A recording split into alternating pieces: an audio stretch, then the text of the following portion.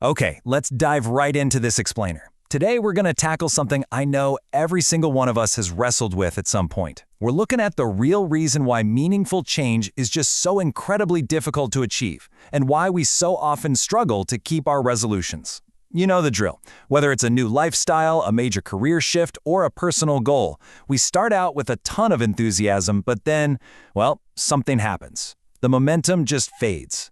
So, throughout this explainer, we're going to break down the actual mechanics of absolute commitment to figure out exactly what goes wrong and, much more importantly, how we can actually fix it.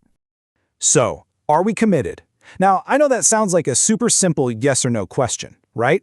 But honestly, there's a huge hidden trap here. Think about it. If you're unsure of the answer, it means you're already searching for excuses to give up. It means you're already aware of the challenges on the horizon, and you just kind of lack the confidence to take a firm stand. You're essentially leaving a back door wide open so you can quit when things get tough. All right, let's get into section 1, the reality of change. Why growth feels uncomfortable. Think about the last time you tried a totally new workout. It hurt, right? Well, the absolutely crucial point here is that stepping out of your comfort zone is actually meant to feel difficult and uncomfortable at first. We often interpret stress or difficulty as a giant red flag, a sign that we're doing something wrong or that a goal just isn't meant to be. But the reality is the exact opposite. If it doesn't feel uncomfortable, and if you don't experience any stress at all while trying to improve your well-being, you simply aren't growing. You're not doing anything that's genuinely testing your potential. Extra effort and time, those are mandatory requirements for growth. Moving right along to section 2, defining true commitment, moving beyond conditional promises. Now here is the somewhat harsh but honestly really empowering reality about this whole thing. True commitment is scary. And why is that?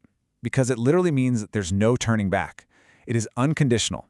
Once you cross that line into true commitment, only results matter and reasons completely go out the window. It means absolutely no more excuses are accepted, regardless of what's happening around you. Think about the stark contrast here. Having a conditional mindset means your promises to yourself basically depend on perfectly smooth circumstances. If life gets a little busy, you complain, you blame others, and suddenly, boom, you've got a perfectly valid excuse to quit. But an unconditional mindset, man, that means planting your anchor down no matter what kind of storm is brewing around you. It means sticking to your decision independently of whatever internal or external chaos you find yourself in. We simply cannot let our decisions be dictated by the daily uncertainties of life.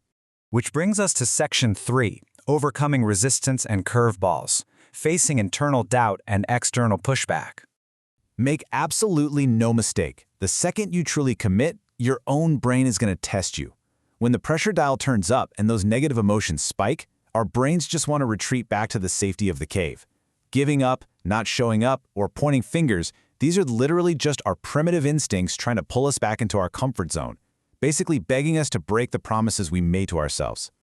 So the trick here is to just take a breath and recognize this for exactly what it is. It's just an instinct. You really don't have to act on it. Awareness is going to be your absolute biggest weapon. You can find a way to stand by your decision with a strong will despite those super heavy internal feelings. The moment you feel that little urge to complain or blame some external factor, flag it. Recognize that it's just your old conditional mindset trying to sneak its way back in. But the resistance isn't just in our heads. Here's kind of a surprising truth for you. The most intense resistance often comes straight from our loved ones. If you want to be an exception in life, it requires a serious passion to persevere. When we make tough, hard decisions to radically change our lives, the people closest to us are usually the ones who push back the most. Going against the grain of your close friends in your community, that requires just an immense amount of resolve. And then, of course, there's just life itself. Life is absolutely going to throw curveballs at us as we progress. But remember the golden rule here. You simply cannot create conditions around your commitments. Your commitment must not depend on the uncertainties of life, because let's face it, those curveballs are absolutely guaranteed to happen. When those curveballs inevitably hit, you've got to pivot your internal monologue. Your brain is naturally going to ask, well, should I continue? But listen, that is a massive, unhelpful trap. You've got to empower yourself by switching that script to, how do I make it through? Because commitment is a matter of choice. It is not a matter of external situations. Actually asking how shifts your brain away from seeking an easy exit and gets it to start building a ladder over the wall. Let's look at section 4, the power of clear purpose, anchoring your everyday actions to a future vision. So how in the world do we actually endure all this without completely burning out? I mean, battling our own instincts and taking on unexpected events takes a massive toll on us. It really all comes down to this.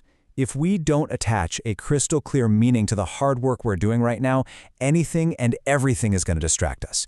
You need a mission.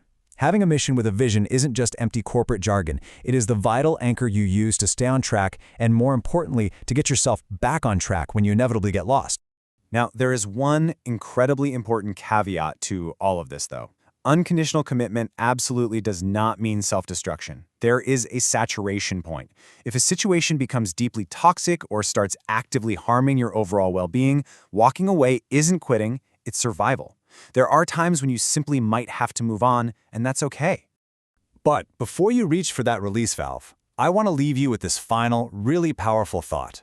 The next time you face a hurdle on the path to your goals and you feel that overwhelming urge to quit, ask yourself honestly, can you wholeheartedly say you've given absolutely everything to make it possible? Did you search for a solution, or did you just search for an excuse? Keep that question top of mind as you tackle your next big challenge.